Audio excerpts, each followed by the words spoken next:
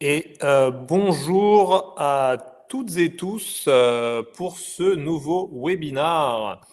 Enfin bonjour ou bonsoir parce que là on est un peu à la croisée. Alors, je vois que ça se connecte au fur et à mesure. Bonsoir à tous. Qui est parmi nous ce soir? Dites-moi tout. Dites-moi tout les amis. Patrice est en train de taper. Donc, nouveau webinar du club Office Manager de l'ARSEG, la 7e édition. Donc ça, voilà, c'est assez symbolique. 7e édition, voilà, que l'on organise avec l'ARSEG autour des métiers de l'Office Management. Et un sujet qu'on va aborder aujourd'hui, je crois qu'il parle à tout le monde, c'est l'onboarding. Bonsoir Isabelle, bonsoir Patrice, Frédéric, Nicolas. Ah, il y a Chloé en coulisses avec Clémentine qui chapeaute le live storm. Bonsoir à vous. On va attendre quelques instants que d'autres se connectent. Je vois le nombre de participants augmenter. Bonsoir Philippe.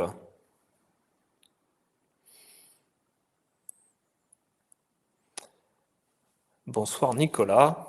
Ah, il y a 2 Nicolas ce soir. Il va falloir se tromper.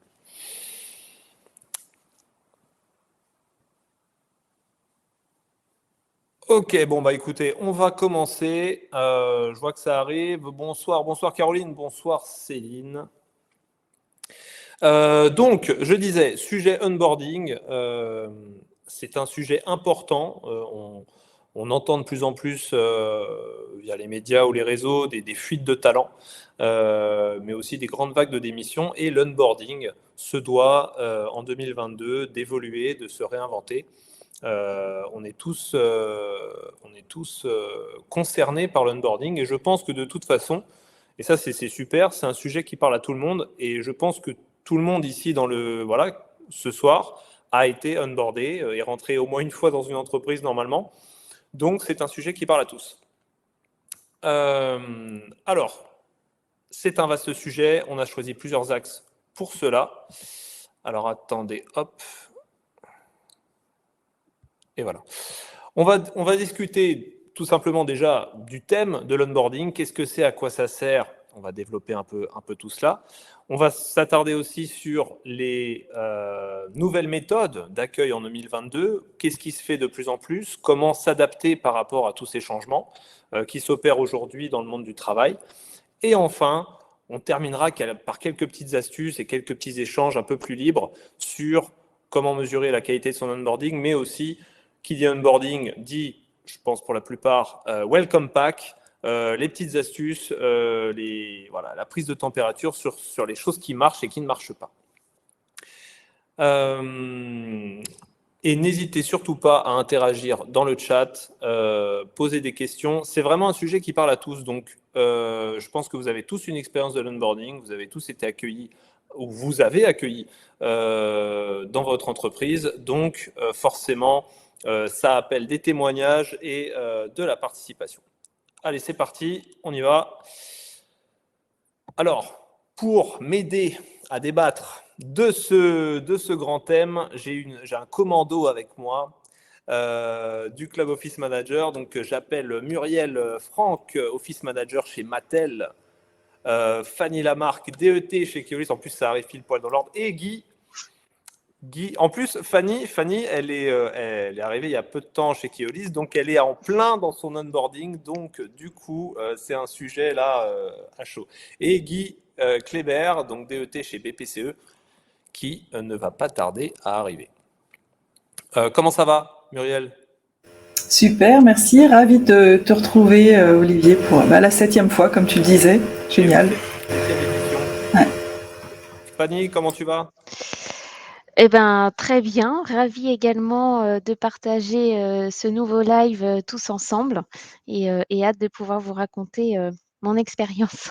Ah bah ouais, là, tu es en plein dedans. D'ailleurs, je vais pas le cacher. C'est l'expérience de Fanny qui nous a inspiré en se disant, mais tiens, mais Fanny vient de commander chez Keolis et on se dit, mais attends, un sujet onboarding, mais voilà, on l'a pas encore fait. Donc voilà. Et Guy, Eh bien, écoutez, moi, ça comment va. ça Alors, va? je ne vous parlerai pas de mon onboarding personnel parce que c'était il y a 33 ans dans le Mais c'est groupe beau, BPCE. Donc, c'est beau. c'est pas c'est lourd. Par contre, j'ai une collaboratrice qui vient d'arriver chez moi au 1er octobre. Donc, je me suis Ah, lâchement rapproché d'elle pour savoir comment ça s'est passé et je vous en parlerai un peu plus complètement tout à l'heure. génial. L'onboarding, alors ça, il y en a pas beaucoup parce qu'on est sur le onboarding d'une très grosse entreprise, BPCE. On n'est pas sur le onboarding d'une petite structure comme ça pourrait l'être pour OM. Pour chez moi, par exemple, ou oui, parce que Muriel, ils sont quoi, 80, 100 chez Mattel? Ouais, un petit peu moins, on est Voilà. 70 à peu près. Oui, bah, mais c'est ça qui est génial parce qu'il y a vraiment des profils différents, des tailles d'entreprises différentes, donc c'est bien, ça va être assez varié. Alors, toc. Oui, alors juste pour au passage, je vous montre, voilà, au cas où, je suis Olivier Schaff, je suis l'Office Manager de Good et le copilote du Club Office Manager de l'ARSEG avec Muriel ici présente et en soutien avec Fanny et Guy sur tout simplement l'animation et le développement du club. Alors, et n'hésitez pas si vous avez des questions, on est là. Alors commençons par le premier, la première des choses, l'onboarding c'est quoi? Parce que il y a plusieurs définitions. On va dire une définition assez simple, c'est l'ensemble des interactions et du processus pour l'intégration et l'accueil d'un nouveau collaborateur. Alors c'est pris évidemment du mot de l'anglais pour l'embarquement. Et à quoi ça sert? À quoi ça sert? Il y a vraiment deux axes. Le premier axe, c'est plus un collaborateur va arriver de la bonne manière dans l'entreprise, avec une bonne intégration, les bonnes informations, plus il va être performant et autonome assez rapidement. C'est ça l'enjeu principal. Et plus il est autonome et indépendant et performant, mieux ça se passera pour lui et pour l'entreprise. Le deuxième axe, c'est plutôt un axe de culture d'entreprise. C'est-à-dire que chaque entreprise a sa culture et globalement, il faut, quand un nouveau collaborateur arrive, qu'il intègre cette culture pour nager dans le même sens que ses collaborateurs. Donc, si un onboarding est de qualité, il va beaucoup plus s'intégrer facilement et rapidement et comprendre les mécanismes de l'entreprise. C'est un sujet qui touche tout le monde et il n'y a pas que les acteurs RH dans tout ce processus. Et justement, on parle des acteurs de l'onboarding. Souvent, on les affilie au RH, mais pas que. Aujourd'hui, voilà, ce soir, vous avez 2 office managers et 2 DET, et on est tous impliqués de près ou de loin dans l'onboarding. Muriel, par exemple, qui gère l'onboarding chez Mattel? Qui sont les intervenants? Alors, à la base, bien sûr, c'est piloté par les RH, mais comme tu disais très bien, Olivier, il y a plusieurs acteurs. Déjà, il y a le manager de l'équipe dans laquelle le nouveau talent va être intégré. Et puis, bien évidemment, il y a le service informatique. Il faut bien que tous les outils soient prêts pour l'arrivée du nouveau collaborateur. Et comme tu disais très bien, les services généraux, la direction de l'environnement de travail, les office managers, on les dénomme comme on veut, mais les gens de terrain qui sont là pour accueillir les collaborateurs. Merci Muriel. Fanny, Guy, vous êtes DET, donc à quel moment dans le process, alors je laisse peut-être Fanny répondre d'abord et puis Guy ensuite, à quel moment dans le process les DET, les directeurs, directrices de l'environnement de travail, interviennent dans l'onboarding? Vous, actuellement, vous avez quel rôle là-dedans? Aujourd'hui, chez Keolis, c'est assez nouveau puisque, on est en plein déménagement, donc on repart sur des bases qui n'existaient pas forcément, ou en tout cas qui n'étaient pas, gérées, comme on l'entend par à la fois les RH, l'environnement de travail et cetera. Aujourd'hui, le onboarding, il va se faire, avec la com, donc la communication. Il va se faire aussi avec l'environnement de travail. Donc on est en train de mettre en place un process, un petit peu plus, complet sur, l'accueil du collaborateur.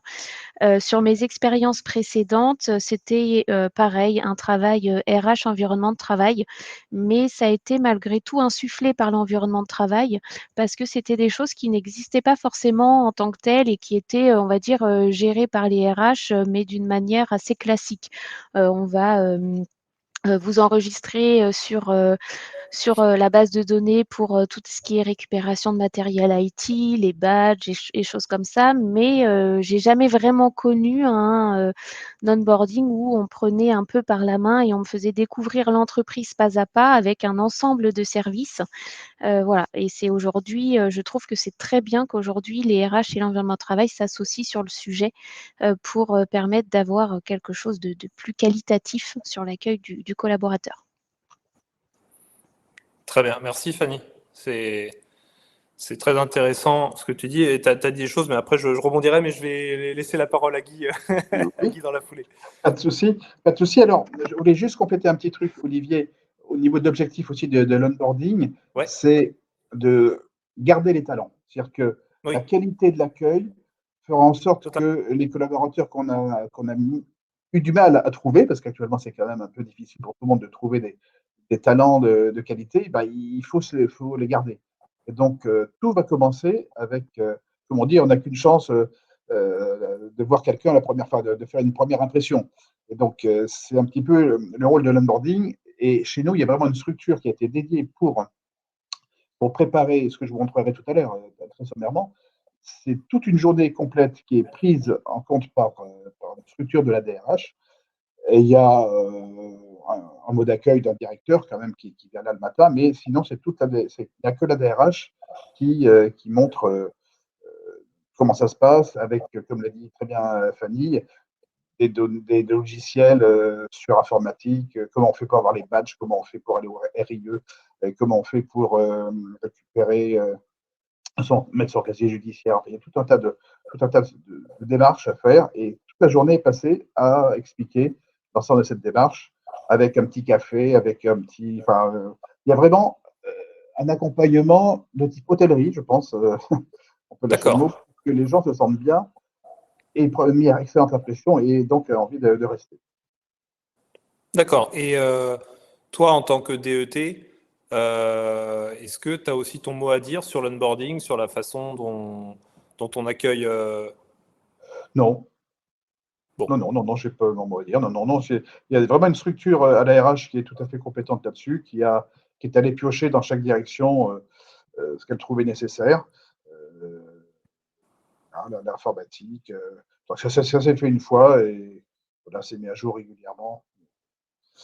On verra, il y a beaucoup de structures derrière. Il y a beaucoup de choses qui sont derrière. Il y a beaucoup de structures de l'entreprise qui sont concernées. bah, c'est ça en fait. C'est-à-dire que quand on disait quels sont les acteurs de l'onboarding, c'est vrai qu'en fait tout le monde est impliqué de près ou de loin. Les RH évidemment la direction en premier, mais après ça découle sur tout le reste parce que bien accueillir c'est l'affaire de tous, je pense. Et à un moment alors c'est bien, t'as presque au bon moment fait une transition parfaite pour la slide d'après, Guy, parce On qu'en avait révisé quand même. Hein. ah ouais. C'est quelles peuvent être les conséquences d'un mauvais onboarding? Parce que c'est vrai que tu parlais de fuite de talent. Et donc du coup, quand on a préparé ce webinaire, on est tombé sur des chiffres assez alarmants au final sur les risques d'un mauvais onboarding. Parce que on peut se dire, bon, il a été mal accueilli, bon, c'est pas très grave, ou oh, tel talent s'en va, mais non, en fait, c'est dramatique. Alors, on va repasser sur les slides. Tac, tac, tac. Ah, alors attendez, il y a Patrice Lachaud qui dit, pensez-vous qu'un club des jeunes embarqués au sein de l'entreprise soit un plus? Ils se gèrent eux-mêmes, échangent régulièrement, se partagent des expériences, des astuces. Mhm. Moi, je vais répondre. Alors oui, il y a Bah oui. effectivement un yammer à l'intérieur de l'entreprise aussi pour entraider que les nouveaux embauchés s'entraident. Hein. C'est aussi prévu. Un réseau social interne, ouais, spécialement dédié. Ok, alors, les quelques chiffres qu'on a trouvés sur les conséquences d'un mauvais onboarding. Alors déjà, il y a un chiffre qui m'a choqué, mais en même temps, après, on comprend pourquoi. 7 000 € le coût d'une intégration ratée. Alors, ça, c'est une moyenne, mais c'est vrai que globalement, quand on cherche quelqu'un, qu'on prend un cabinet de recrutement, qu'on met en place des choses, qu'on l'accueille, qu'on forme, des personnes prennent des jours ou des heures pour former la personne, et puis qu'à la fin, au bout de 2 mois, elle s'en va, le temps passé et l'investissement peut des fois s'avérer grand. Donc ça, c'est vrai qu'on peut avoir tendance à l'oublier. Autre chose aussi qui nous avait frappé, c'est 83% des entreprises ne s'estiment pas prêtes au moment d'accueillir une recrue. Ça, c'est assez parlant. Et un autre chiffre qui va dans le sens de celui-là, 12% des salariés sont satisfaits de leur onboarding. Donc, c'est-à-dire qu'en haut, il y a 17% de ce que je comprends des entreprises qui sont prêtes et 12% des salariés qui ont vécu un bon onboarding. Vous, quand vous avez vu ces chiffres, c'était quoi vos réactions là-dessus? Est-ce que vous vous êtes un peu retrouvé, par exemple, de ce que vous avez vécu dans d'autres entreprises avant ou parce que c'est des chiffres assez négatifs quand même. Alors, si je peux me permettre, est-ce que je peux réagir sur mon expérience Keolis ou est-ce que je le fais plus tard? Ah, mais Tu tu me peux dis, Olivier. là? Ah, je peux? Non, bah oui, Ça bah marche. attends, tu es libre. Non, non, pas de souci, mais je savais pas si tu Si, voulais si, qu'on le si. dise tout de suite ou pas. Alors, Bah non, ouais. alors excusez-moi, la lumière s'est éteinte. Je suis un peu trop petite dans la salle de réunion. Bon, c'est pas Bah, grave. voilà, ça, c'est des détecteurs Euh, automatiques. c'est ça. Bon, c'est tout nouveau, hein. Ça va venir. On fera du Mais ça va, c'est rajustement. pas grave, on se voit. Alors chez Keolis, moi je suis arrivée donc le 1er septembre et bon, j'ai eu un accueil très atypique. Je suis arrivée, bon, j'ai dit bonjour à mes collègues, donc je me suis présentée, on m'a présenté l'équipe, on m'a dit: «Bah, viens, on va boire un café». Bon, j'ai dit: «Pas de souci, je n'aime pas le café, mais je vous accompagne». Et là, je croise quelqu'un dans le couloir et il me dit, ah bah, du coup, ravi de te rencontrer, ton chef, t'a dit que, il s'en allait la semaine prochaine?» Ah, alors, bon, d'accord, bah, bienvenue chez Keolis. Voilà, non, c'est très, très atypique, bon, j'ai pas eu un onboarding comme on peut les avoir, dans d'autres entreprises où, il y a vraiment une intégration, une présentation des Ouais, services, un vie ma vie dans certains services ou une visite de site et cetera. Là, ça a été, un peu plus atypique. Ça m'a bien fait rire. Je me suis pas sentie, mal à l'aise ou ni, malheureuse de vivre ça. J'en ai plutôt ri, bah, mais t'as une bon, bonne voilà. mentalité. Après, je sais que ça peut ne pas forcément plaire effectivement et c'est pour ça que les chiffres sont pas forcément, très bons. Je pense qu'il faut, bon après ça fait partie de notre métier. Nous, on a cette obligation quelque part de s'adapter aussi à tous les environnements qu'on va rencontrer. Mais c'est pour ça que je pense qu'il est important, qu'on travaille sur le onboarding du collaborateur, d'autant plus qu'aujourd'hui, avec les méthodes de travail qui ont énormément évolué et qui ont, un peu translaté sur, quand même beaucoup de télétravail et peu de présence sur site, accueillir les nouveaux collaborateurs me semble juste indispensable et on est là pour ça en tout cas. Très clair. Comme Patrice le met dans le chat, c'est vrai que ces stats sont tout à fait catastrophiques quand on imagine qu'il y a seulement 12% des collaborateurs qui s'estiment satisfaits de leur onboarding. Donc c'est vraiment un sujet important Et à soutenir et à traiter.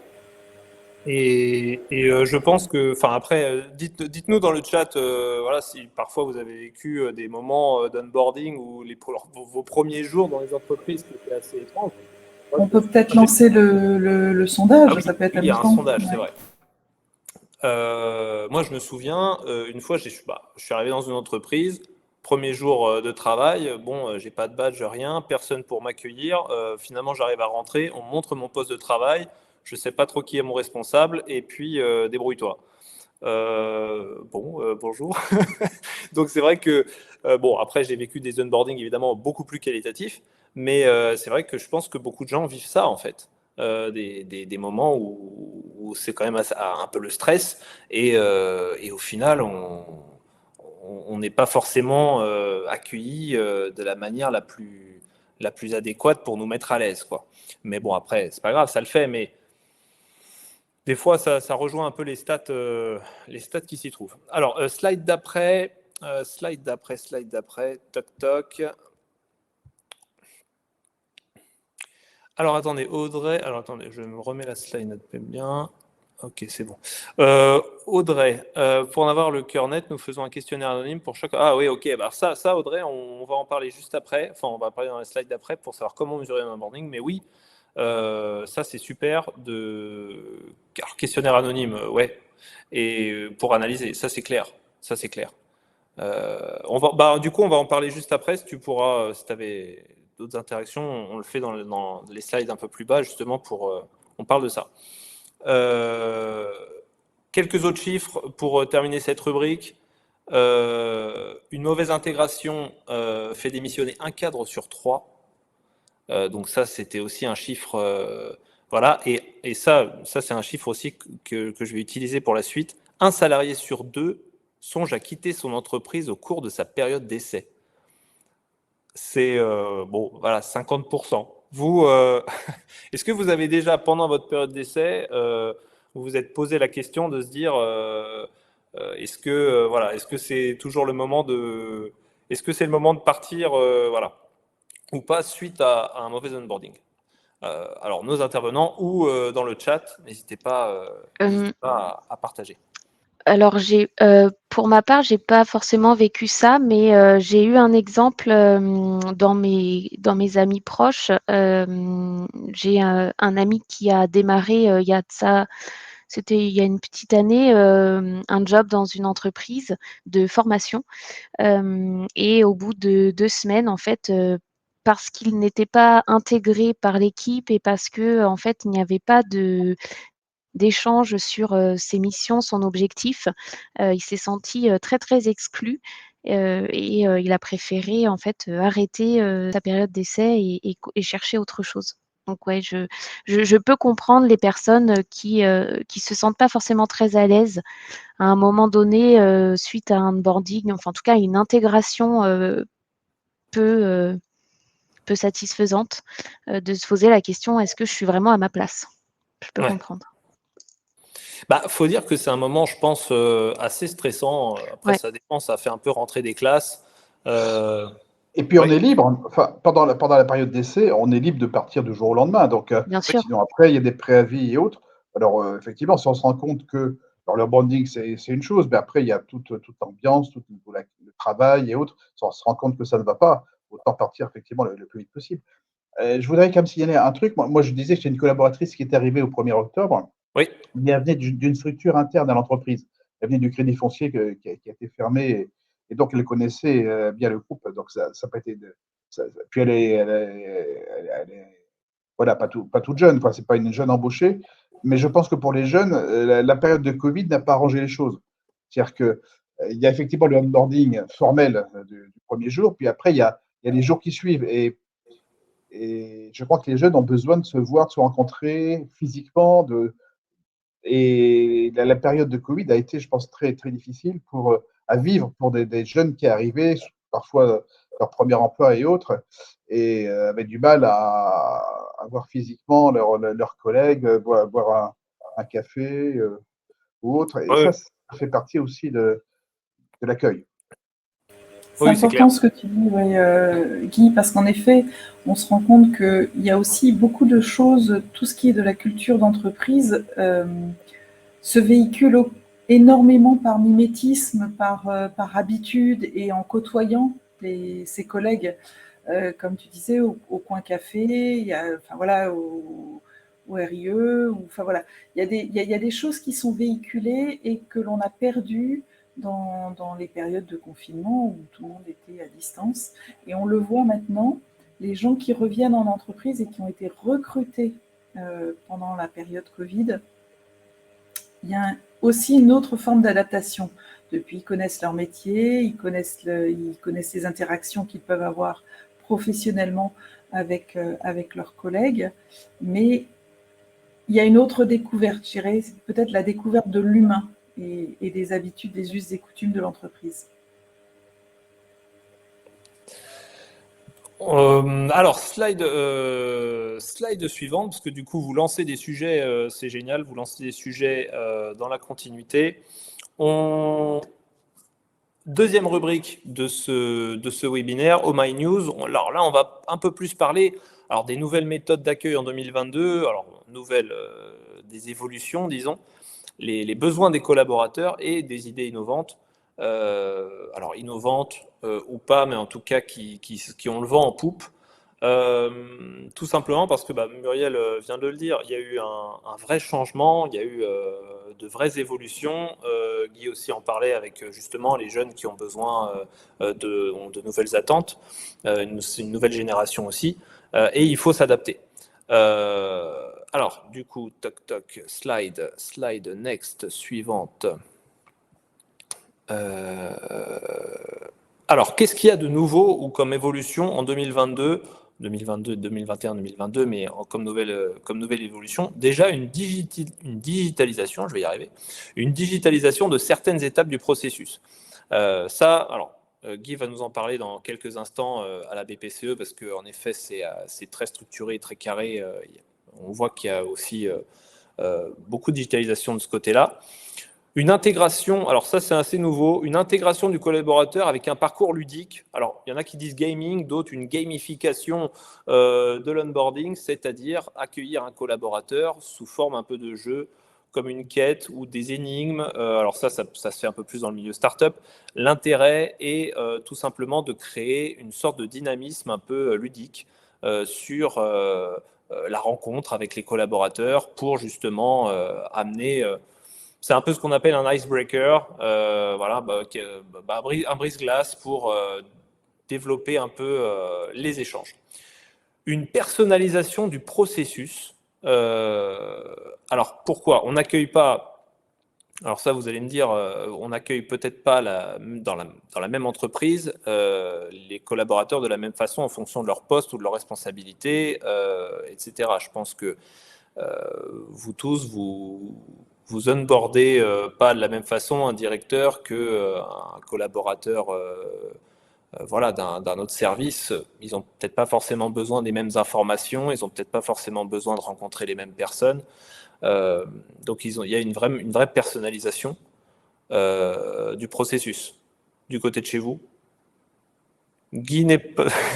Je vois Guy faire la boue. Non, oui, bien sûr, mais il y a un socle de base sur le fonctionnement de l'entreprise, du RIE, du badge, tout ce qui est opérationnel dans le fonctionnement quotidien, qui là est un tronc commun auquel tout le monde participe. Après, bien sûr, suivant les activités derrière, si c'est quelqu'un qui gère la salle de marché, il aura bien sûr sa formation spécifique à son activité. Mais il y a quand même un socle commun qui est, je pense dans notre cas, identique à tout le monde sur une journée. Voilà. Muriel, Fanny, tes remarques sur la personnalisation du processus? Je suis assez d'accord. Ouais, il y a un socle commun, et puis après, tout va dépendre de la fonction. J'aime beaucoup ce que Patrice vient de nous mettre dans le chat. Comment accueillir un nouveau président? Alors là, Patrice, ça doit être très, très, très personnalisé. Voilà. Là, on est dans le sur-mesure. On ne peut pas faire mieux, là, je pense. On ne doit pas faire en dessous. On a Frédéric qui nous indique aussi un collègue ingénieur avait été intégré d'abord en étant invité dans une manifestation sortie entre cadres un moment avant la date de son embauche. Voilà. Oui, ouais. Alors. Pardon, Fanny. ouais, je voulais rebondir sur ce que justement Frédéric avait dit. Je trouve ça hyper intéressant en fait de peut-être Prendre contact avec le collaborateur, un peu avant, sa venue, en tout cas si c'est possible, et de l'intégrer peut-être à des visites, à des partages Mm. d'échanges avec, certains collaborateurs, des intégrations à des réunions qui pourraient avoir lieu et qui seraient hyper intéressantes pour lui. Je trouve que, ça donne une autre dimension et ça montre vraiment aux collaborateurs qu'on l'attend. On est hyper impatient, de l'avoir à nos côtés, de travailler avec lui, voilà, je trouve que c'est une super idée. C'est pas, une innovation, digitale en tant que telle, et une innovation, comme le mot peut le dire, on le déforme un peu, pour sa valeur, mais c'est pour moi une innovation humaine et je trouve ça hyper intéressant. Alors, je rebondis, tu as parfaitement raison, Fanny. On nous demande effectivement d'intégrer le plus en amont possible de nouveaux collaborateurs pour qu'ils se sentent intégrés le plus vite possible, notamment quand ils participent. On nous demande de faire participer à des services, voilà, qu'il ait déjà un pied dans la boutique, même avant d'être totalement intégré. Mmh. Et du coup, il y a, Anne qui dit, «Pas de sujet, assurance si pas dans les effectifs». Alors là, j'avoue que je me suis pas posé cette question, mais je pense que oui, je pense il faut bon, je sais pas. Ça dépend Je si c'est en extérieur. Enfin, moi, Ouais, pour le coup, par exemple, j'avoue, je sais pas. si ça peut éclairer Anne ou pas, mais nous, chez Good, il est très classique pour un nouveau collaborateur de découvrir ses futurs collègues avant même le jour de rentrée, mais ça se fait dans un restaurant, ça se fait dans un bar, plus en after work. Donc, dans ce cas-là, c'est sur un endroit public, donc il n'y a pas de, il y a pas de, Mmh. il y a pas de question à se poser. Mais par contre, oui, on ne le fait pas venir dans des locaux. Mais en after work, on le fait. Ça permet tout simplement, bon après, ça c'est le sujet d'après, mais ça permet de déjà commencer à créer du lien, Mmh. déjà commencer à mettre le collaborateur à l'aise. Il sait à qui il a affaire, il les connaît, c'est moins stressant, ça permet de mieux se situer. C'est des petites astuces plutôt efficaces et alors, y a-t-il un onboarding pour les contrats à durée déterminée, les extérieurs? Oui, alors ça, je pense que c'est une décision de direction de faire des onboarding pour des. Oui, après, moi ça me choque pas d'avoir, un onboarding pour, même les contrats à durée déterminée. Je pars du principe que malgré tout, ils intègrent l'entreprise, à un certain moment et c'est tout aussi bien de pouvoir les intégrer le mieux possible pour qu'ils puissent s'intégrer le plus rapidement surtout. Je trouve ça plutôt pas mal et après les externes, bah, j'aurais pas envie de faire de la discrimination à me dire, c'est de l'interne, c'est de Ouais. l'externe parce que quelque part, bah, on travaille tous ensemble, hein, qu'on soit interne, externe. Alors, on a une grosse communauté d'externes côté IT. Malgré tout, c'est des personnes qui sont là assez régulièrement et je vois pas pourquoi on pourrait pas les intégrer de la même manière que les internes, sachant qu'on travaille tous ensemble sur à peu près les mêmes sujets. Carrément, il faut comme disait Guy, Mm. une base commune à tous. Dernier point, et on avance parce que là, du coup, après, on a encore quelques petits points à voir, les amis. Une prise régulière de feedback, ça, c'est très important parce que l'onboarding, alors je vois dans les interactions, on parle de 1 jour, 2 jours, etc., 3 jours, ça c'est bon pour le début, mais c'est bien de prendre la température au bout d'1 mois, au bout de 2 mois, parce que comme on l'a vu dans les statistiques qu'on a trouvées, globalement, c'est dans les 6 mois ou dans la période d'essai que voilà, il y a parfois des fuites, parfois des arrêts. Donc, c'est bien de prendre des feedbacks au fur et à mesure avec son manager pour savoir comment se sent la personne, si tout se passe bien et si tout continue bien de se passer. Alors, slide suivant. Ah, Guy, attention, c'est à toi. Alors, Guy va nous partager et va commenter, lui, son process de digitalisation, enfin, son process d'onboarding, ce qui se passe à la BPCE, donc pour les nouveaux arrivants. Guy, ton micro est coupé, Guy. Voilà, je le redis. Il est là. Alors, comme je vous l'expliquais tout à l'heure, c'est un processus qui dure une journée.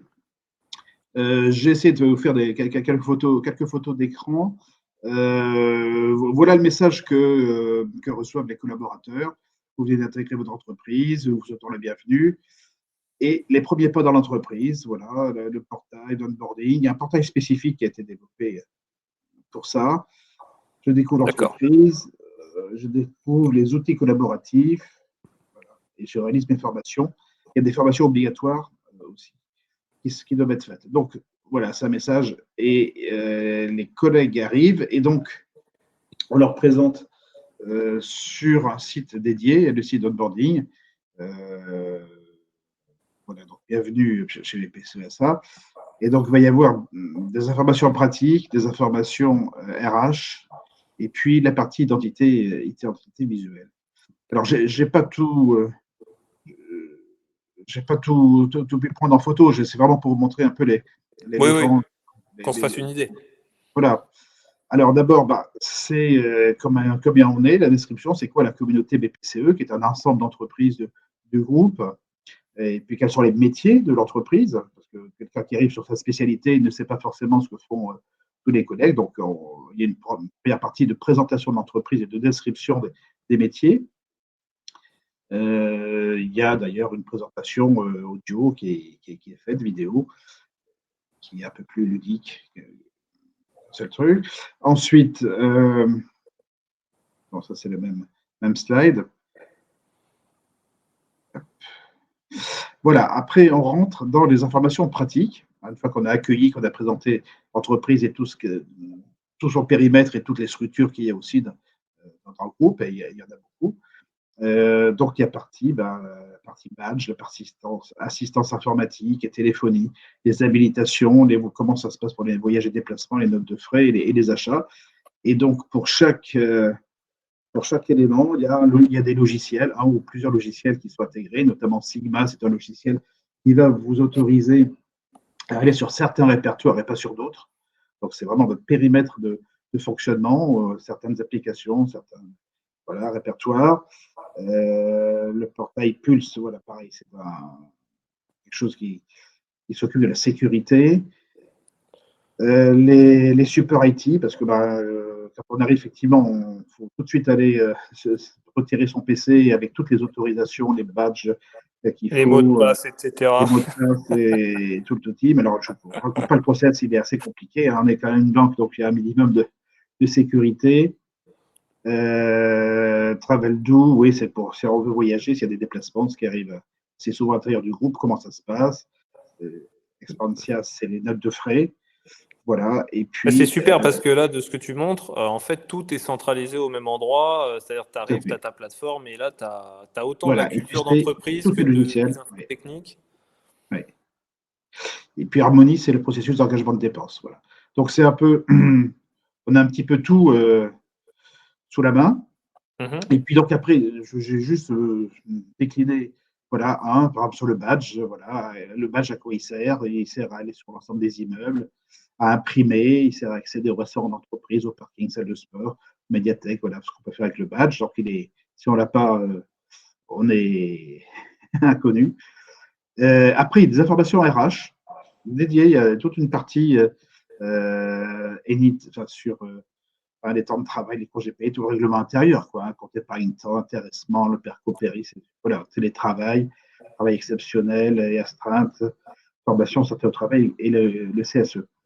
Et puis, donc, il y a des outils d'ailleurs de déclinaison. Anytime pour déclarer les congés, tout bêtement. Anywhere pour déclarer où physiquement on est dans l'entreprise, avec le télétravail, quels sont les jours de télétravail, quels sont les jours de présence sur site, et où est-ce qu'on est localisé, pour voir si ça tient. Ensuite, il y a une question et demande. Ça, c'est tout récent. C'est la RH qui a mis ça en place en disant il y a tellement de questions dans tous les sens qui peuvent arriver. Je me marie, j'ai combien de jours, combien de congés, j'ai tout ce qui peut arriver. Donc, au lieu d'essayer de chercher dans le règlement intérieur, tout ça, il y a un système qui permet de poser la question et derrière, les gens personnalisent les réponses par rapport aux questions qui leur sont posées. Après, la partie link RH, ça c'est toute la partie promotion interne, entretien d'évaluation, plan de carrière. Voilà. puis click and learn. Ah oui, alors tout à fait. Là, les formations, quand on est dans une banque, il y a tout un tas de formations réglementaires qui nous sont imposées par la Banque centrale européenne. Il faut que tous les collaborateurs aient des formations sur le blanchiment, voilà, et tout un tas de formations réglementaires, même si on n'est pas du tout en contact avec les clients. D'accord. Ensuite, et je termine là-dessus, c'est la charte de communauté, déclinaison de la charte graphique. Là, c'est assez important. Comment est-ce qu'on communique par rapport à l'extérieur? Quelle est notre charte graphique? Comment elle s'applique? Et voilà, par exemple, les signatures de mail. Si on est en interne, voilà le type de signature qu'on met. Si on est en externe, voilà, on est sponsor des JO, donc il faut qu'on mette ça. Ça coûte assez cher, d'ailleurs. Et puis voilà, donc toutes les déclinaisons des messageries pour être à peu près normées. On est quand même plus de 120 000 dans le groupe et voilà, qu'on est tous Ouais. à peu près la même signalétique. Voilà, le dernier slide sur le logo même. J'ai trouvé ça. Parce qu'en interne, comme j'expliquais, il y a des SharePoint, il y a des Yammer, donc plusieurs réseaux, suivant les spécialités des gens. Et voilà, vraiment un rapide tour, très très rapide. Ouais, mais d'une on journée. voit, bon après, vous êtes un très grand groupe, donc forcément, on voit que c'est carré, c'est très structuré, et c'est voilà, c'est costaud. Mais c'est super intéressant parce que au final, avec un seul outil, c'est vrai que vous avez tout. Les collaborateurs peuvent aller chercher les infos. Moi, personnellement, j'ai jamais été dans une entreprise qui avait ce type d'outil. Après, j'ai jamais été dans des grosses entreprises, mais c'est vrai que c'est intéressant. Voilà, ils savent que ça existe. Donc, sur un jour, tout est présenté, mais bien sûr, les gens ne peuvent pas assimiler. Ils sortent de là, ils sont un peu gros guides, tellement ils ont une information, mais ils savent que Oui. ça existe. Ils sauront après les retrouver suivant leurs besoins. C'est surtout ça. Ok. Oui, il y a une question pour toi dans le chat d'Audrey qui demande qui gère la mise à jour et les contenus de cette plateforme. Alors, c'est la RH, c'est une structure interne, que j'expliquais tout à l'heure, une structure dédiée pour le onboarding à la RH qui va gérer ça et l'actualiser surtout parce que ça bouge tout le temps.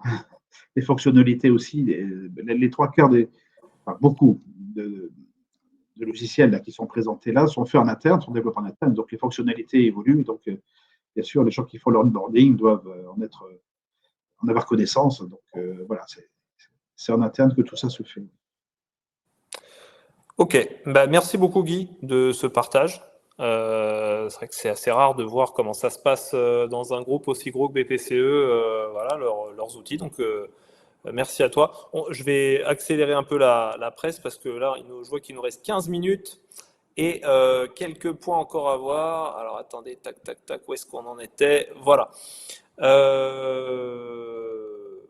Alors, sur les attentes des nouveaux collaborateurs, comme on l'a dit, les choses, la façon de travailler évolue, la façon d'être accueilli aussi, et globalement, alors, en faisant nos recherches, globalement, que demandent les gens, les nouveaux besoins? Alors, vous allez me dire, besoin d'équipement au bureau, ça coule de source, mais pas, pour certaines entreprises, pas toujours, et d'équipement à domicile. Un autre besoin très très important pour les collaborateurs, et ça, donc Fanny l'a dit, Muriel aussi, quand on préparait le webinaire, c'est le besoin d'être attendu et reconnu. Ça, c'est quelque chose d'important. Il faut que la personne, quand elle arrive, elle se sente attendue. Elle se dise, OK, je vais dans une entreprise, ils sont contents que j'arrive, ils ont hâte que j'arrive. C'est vrai que ça crée, je pense, une bonne dynamique et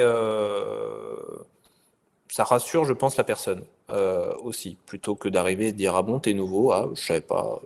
Enfin voilà, ça peut aider. Autre besoin, hop, attends, je vois pas. Une attente de plus en plus forte sur la qualité de vie au travail. Alors ça, c'est autant pour les nouveaux collaborateurs que pour les anciens. C'est vrai que je pense, Fanny, Guy, Muriel, je pense que vous voyez cette attente. Est-ce que vous voyez cette attente augmenter d'ailleurs sur la qualité de vie au travail ou la demande, les gens qui espèrent un peu plus Alors, je ne sais pas si ça peut vraiment se quantifier comme ça. ou se ressentir comme ça. En tout cas, moi, ce que je constate, c'est que j'ai énormément de collaborateurs qui sont à la recherche non pas d'un service pur, mais plutôt d'un moment collaboratif plus facile, d'un moment d'échange plus libre, plus facile, encore une fois.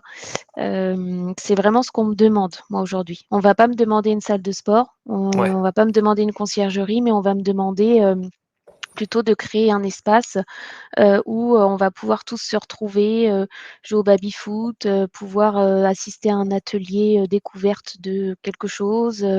Vraiment un rapprochement des gens, c'est ce qu'on me demande. Je rejoins tout à fait Fanny. C'est véritablement une demande des collaborateurs, mais pas que des nouveaux, de se retrouver, euh, de passer des moments de convivialité, d'être ensemble. Bon, bah comme ça, la messe est dite. Euh, Vous m'entendez? Oui. Besoin d'implication aussi dans les décisions de direction. Alors, les idées innovantes, alors, comme je vous l'ai dit, c'est innovant et juste tout simplement un peu à la mode. On a parlé du gaming, on a parlé des team building. J'avance un peu vite, les amis, parce que du coup, voilà, il est dans 10 minutes, le webinaire se termine. Team building, ça fonctionne plutôt bien. Tout simplement, alors ça peut être un after work, ça peut être des choses de ce style dont on a parlé juste avant, tout simplement pour favoriser les échanges hors cadre boulot. Le Vie ma vie, je sais que vous en aviez parlé juste un peu plus tôt. En effet, ça permet aussi, c'est une technique aussi pour s'intégrer dans une entreprise, aller voir différents postes, comment ils travaillent, etc., pour découvrir. Alors ça dépend aussi qui est onboardé, mais pour un manager, par exemple, qui a besoin de comprendre tout le fonctionnement de l'entreprise, ça peut être une technique tout à fait valable. Alors, on parlait du pré-onboarding aussi, enfin, sans le mentionner, mais c'était le pré-onboarding, c'est-à-dire déjà commencer à accueillir le collaborateur avant même qu'il rentre dans les locaux, c'est-à-dire communiquer avec lui, l'inviter par exemple au restaurant, communiquer aussi dans l'entreprise en disant qu'il va bientôt arriver par des vidéos, etc. Quelque chose qui se fait beaucoup aussi, alors moi que j'ai eu une seule fois dans ma vie et c'était génial, un parrain. Est-ce que vous aviez eu ou vous faites la technique du parrain-marraine qui est assez simple, mais au final qui est très efficace parce que, alors évidemment, il faut bien choisir le parrain ou la marraine en fonction de la personne qui arrive, faut que ça matche. Mais je sais que moi, je l'ai eu qu'une seule fois dans les entreprises où j'ai travaillé et j'ai adoré mon parrain. Il a été vraiment bénéfique à mon intégration. Alors déjà, dites-moi dans le chat aussi, est-ce que vous avez déjà eu un parrain marraine et Fanny, Guy, Muriel, vous avez déjà eu, enfin, vous faites le parrainage? Non, j'ai jamais fait, mais je trouve ça hyper intéressant, j'adore. Donc je garde ça en tête. Ouais, nous on fait chez nous et systématiquement, et je pense que c'est au niveau des RH que le parrain ou la marraine est défini. Tout à fait. Mais depuis des années, ouais. Alors, chez nous, ça s'est fait, mais ça s'est fait pour des structures internes, notamment quand il y a eu des échanges de direction entre Natixis et BPCE. Natixis est une grosse filiale. Il y a eu effectivement un parrainage. Il y a eu des parrains marraines qui ont été désignés. J'étais parrain de quelqu'un de Natixis qui était à BPCE. Voilà. Mais bon, ça ne partait pas de zéro, quoi. On partait pour montrer les différences qu'il y avait entre les deux structures, mais pas un onboarding vraiment global. Frédéric nous dit le parrain le parrain est volontaire. Bah vaut mieux parce que sinon le pauvre. Non. Et nous par exemple chez Good, on fait les parrains marraines.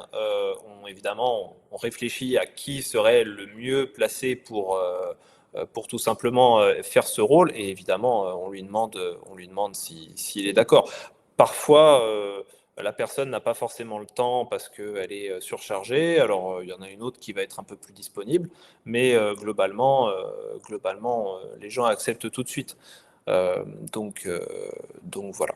Je remonte dans le chat un petit peu, Olivier. Il y a une question de Karine de tout à l'heure qui nous demandait avez-vous des modules de onboarding différents pour des fonctions support et opérationnelles? Alors, moi, si je peux dire, j'ai envie de dire que en fonction du poste de la personne recrutée, comme on disait, il y a un socle commun pour tout le monde sur le onboarding, mais après, il va y avoir des variations en fonction du métier. Donc, à titre personnel, je sais que chez Mattel, on n'a pas forcément de différence entre du support ou de l'opérationnel. Je ne sais pas si Fanny, Guy ou toi, Olivier, vous avez d'autres expériences.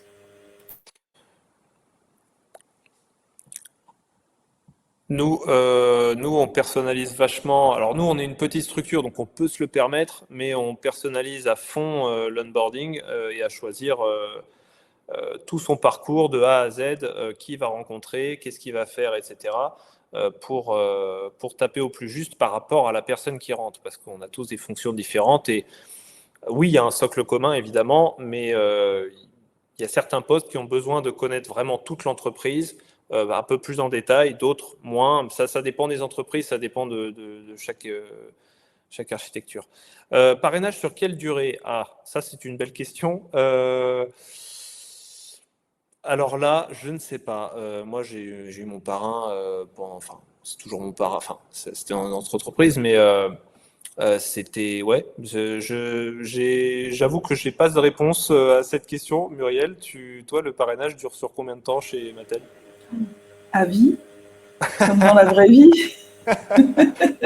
Tu es parrain à vie. Non, je pense que quand on est parrain, on crée un lien spécial avec son filleul ou sa filleule. Et que du coup, oui, il y a un lien qui se crée, et même si après, c'est plus forcément une relation de parrainage dans l'entreprise, il peut se créer un lien d'amitié et professionnel. Pour répondre à la question d'Audrey, alors mon parrain, lui, était commercial. C'était un commercial, donc rien à voir avec les RH. Et en fait, c'était quel était son rôle. En fait, il m'expliquait plus sa vision de l'entreprise, sa culture. C'est à lui aussi que je venais voir quand j'avais des questions un peu basiques, mais pas forcément sur mon métier ou sur, voilà, comme il expliquait, quand j'avais des questions un peu plus RH, etc. Des fois des conseils. Et des fois, il était, comment dire, il me proposait des conseils. Par exemple, il m'a dit, écoute, tu sais quoi, pour t'intégrer ou pour machin, je te conseille d'aller à tel afterwork, je te conseille d'aller seed. Parce que des fois, je ne m'en rendais pas forcément compte. Ou il m'explique aussi certains us et coutumes de l'entreprise, des trucs, des petites choses que les RH ne vont peut-être pas forcément penser à faire ou à dire. Et lui, en tant que commercial, voilà, qui était dans un autre service, il va me dire, voilà, je te conseille de faire ci. Ah, tu sais, telle personne... voilà, il charrie vachement, mais au final, t'inquiète pas. Donc, voilà, c'est plus sur de l'accompagnement et c'est un plus. C'est un plus et ça permet de. Voilà, j'espère que quel était le rythme de vos échanges, cadrés ou pas. Alors, dans le process, je crois qu'il y avait un repas le premier mois. Et après, non, c'était plus de l'informel. C'était dès que j'avais quelque chose à lui demander d'un peu général sur l'entreprise, j'allais le voir. Et puis, du coup, vu qu'on s'entendait bien, de temps en temps, on se faisait un petit déj le midi tous les deux. Et voilà. Il y a Sébastien qui nous demande pas de risque de désorientation en cas d'absence du parent. Non, parce que c'est de l'appoint. Enfin, pour moi, c'est pas parce qu'il n'y a pas le parrain que c'est juste que c'est une petite sécurité en plus pour que le collaborateur, je pense, se sente bien et comprenne bien la culture d'entreprise. Mon avis là-dessus. Alors attendez, on va avancer juste un petit peu parce que je suis en même temps le maître du temps. Tac. Alors, alors je vais aller très très vite sur ce point-là, parce que je voulais qu'on parle aussi des Welcome Pack. Comment mesurer la qualité de son onboarding? Alors, il y a une personne, j'ai oublié son prénom, je suis désolé, qui parlait d'un questionnaire anonyme. Donc ça, tout à fait. Comment mesurer la qualité? Alors, plusieurs pistes. Alors, on ne va pas les détailler parce que là, on est là jusqu'à 19h30. Mais déjà, la satisfaction des nouvelles recrues. Savoir si notre onboarding est bon, déjà, autant le demander à ceux qui viennent d'arriver. Donc, ça peut passer par des questionnaires anonymes, comme on disait dans le chat, ou pas, ça dépend. Par des notes de 1 à 10, est-ce qu'ils recommanderaient l'entreprise à leurs proches ou à leurs amis cherchant du travail? Enfin, il y a plein de questions comme ça. Le turnover, ça paraît logique, mais il faut le dire. Combien de collaborateurs arrivent et combien partent? Combien mettent un terme à leur période d'essai, etc. Et si possible, savoir pourquoi. Donc ça, c'est des informations qu'on va plus savoir au niveau RH, mais c'est des indications qui vont nous permettre de dire, OK, peut-être que notre onboarding est à améliorer ou pas. À l'inverse du turnover, la rétention. La rétention, c'est les gens qui restent. Bon, on peut aussi faire ces calculs-là en partant du principe que 8 personnes sur 10 qui arrivent dans l'entreprise restent au moins 1 an et demi, 2 ans. Donc là-dessus, on peut partir dans l'autre sens. Taux de complétion des formations. Est-ce que la personne se forme dans l'entreprise? Est-ce qu'elle est demandeuse de formation? Ça veut dire qu'elle compte évoluer, elle compte s'intégrer de plus en plus, être de plus en plus performante ou voilà. Disponibilité opérationnelle. Ça, c'est quelque chose d'important. C'est en combien de temps le collaborateur est opérationnel sur son poste. Ça, c'est à voir un peu avec les managers ou les gens qui exercent ce poste, à savoir eux, en combien de temps ils estiment qu'une personne peut être opérationnelle. Si la personne est opérationnelle dans les temps ou même avant, le process d'onboarding qui a pour but d'autonomiser la personne au maximum et de la rendre opérationnelle le plus rapidement possible, dans ce cas-là, fonctionne. Et le taux d'engagement, comment les collaborateurs se comportent. Alors ça, c'est un peu plus compliqué à calculer, mais comment les collaborateurs se comportent, l'absentéisme, les notes sur Google, sur Glassdoor, donc toutes les plateformes qui permettent de noter les entreprises, ça permet aussi d'avoir un bon feedback sur comment les collaborateurs sont engagés et comment ils voient l'entreprise. Alors, Patrice, je te dirais comment calculer le taux d'engagement, mais là, on n'a pas le temps. Il est 29 et je voulais juste faire la dernière slide pour avancer, pour clôturer. Dernier point, et ça, c'est assez emblématique des onboarding. Je ne sais pas si vous le faites de votre côté, c'est les welcome packs. Ça, c'est un grand sujet de grande discussion. Toutes les entreprises où j'ai travaillé, ça a nécessité des réunions interminables pour savoir qu'est-ce qu'il fallait mettre dans le welcome pack, etc.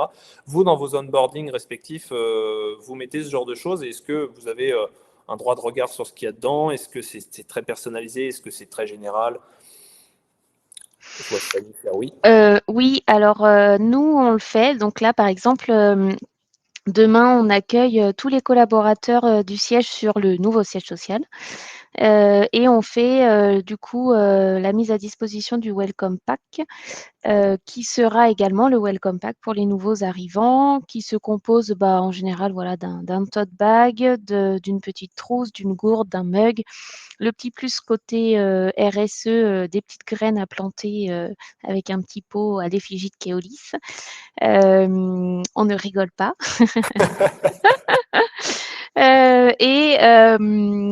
Et puis voilà. Chez Saint-Gobain, par exemple, avant, où le onboarding avait été créé par ma directrice et les RH, il y avait un vrai suivi avec, pareil, la mise à disposition d'un welcome pack. Je trouve que c'est intéressant. C'est pas toujours nous les décisionnaires. En général, c'est la com. Moi, sur Saint-Gobain et Keolis, c'est la com qui décidait de ça. Bon, voilà, moi, ça me gêne pas de pas être décisionnaire. Moi, on me demande de les distribuer. Voilà. C'est bien. Moi, j'aime C'est beaucoup, pas moi, mal. distribuer les welcome packs. J'ai l'impression d'être le Père Noël. C'est ça. Les gens sont contents, en fait. Donc, Les je gens trouve que sont c'est contents. agréable. Et puis, ça nous permet de nous faire identifier, de se présenter, de leur dire qui on est, que s'ils ont besoin, on est là. Chez nous, chez Mattel, en travaillant dans le jouet, dans le Welcome Pack, il y a une jolie Barbie de collection. Ah, En plus de la gourde, on va dire. Non, et moi, honnêtement, je ne sais pas. Je ne sais pas, je peux bah vous oui, dire parce que bon, toi, je t'es pense rentré quelque chose, mais je suis incapable de vous dire. Nous, chez Good, c'est des welcome packs très personnalisés en fonction de la personne qui arrive, parce qu'on est une petite structure, donc on peut se le permettre. Et c'est vraiment au cas par cas en fonction de la personne, de sa personnalité, de ce qu'elle va faire, de ses compétences. On essaie de sélectionner quelques produits qui vont la concerner. Mais encore une fois, c'est simple, quand on est 30 et qu'il y a une personne qui rentre tous les 4 mois, on peut se permettre ce genre de manœuvre. Quand on est 400, 500, 600, c'est pas possible. Question de Patrice, chez BPCE, une offre de compte Chez BPCE, on offre un compte d'épargne. Alors malheureusement, il y a beaucoup de fantasmes là-dessus, mais sachez qu'on est sur les taux clients. C'était effectivement dans les années 1900 et des poussières qu'il y avait des Il y avait certains placements avantages. privilégiés, mais ce que l'on a, pour être tout à fait transparent, c'est le meilleur taux client. Vous voyez, on n'a pas, pas plus que ça. Bon, Patrice qui voulait postuler potentiellement à la BPCE, là, je sais pas, il va réfléchir. Bah, je suis désolé si tu ne postuleras pas pour ça. Ok les amis, bah écoutez, on arrive là, ouais, 33, on arrive à la fin du temps. Est-ce qu'il y a encore quelques questions, une question de dernière minute qui vous vient sur l'onboarding avant qu'on ne se quitte? It's the time. J'essaie toujours de respecter quand même le temps imparti. Il ne semblerait pas. Bah écoutez, merci beaucoup pour votre participation. Merci Muriel, Fanny, Guy Merci à d'avoir toi. été là, de Merci, discuter de ce Olivier. sujet passionnant qui implique tout le monde, qui concerne tout le monde. Et merci à tous ceux qui nous ont suivis pour ce 7e webinaire. Voilà. Belle animation, Olivier, bravo à toi. Bravo. Merci à vous. Merci et à puis, tous. Merci, bravo et bonne soirée. Très bonne soirée. Au revoir.